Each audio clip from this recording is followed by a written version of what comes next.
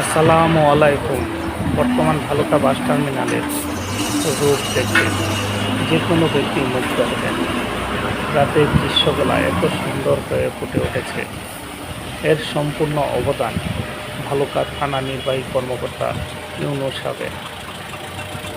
আসলে ওনার একটি কথা আমার বারবার মনে পড়ে, যে সৎ ইচ্ছা থাকলে কাজ করা যায়। আমি বিগত দিনে ভালুকা যা না দেখিয়েছি, এখন বর্তমানে তা দেখতেছি। প্রত্যেকটা ইউনিয়নে উনি যাচ্ছেন এবং কোথায় কী সমস্যা জনসাধারণের কাছে শুনতেছে, তারপর উনি কাজ করতেছে। আমাদের ভালুকায় ভবিষ্যৎ যারা নেতা আসবে বা নেতৃত্ব দিবে, আমার তাদের কাছে অনুরোধ থাকবে তারা যেন এইভাবে সবাই কাজ করে এবং ভালুকার উন্নয়ন করে। আজ ভালুকা বাস স্টেশনে যারাই যাবে, রাতের এই দৃশ্যটা দেখলে সবাই মুগ্ধ হবে।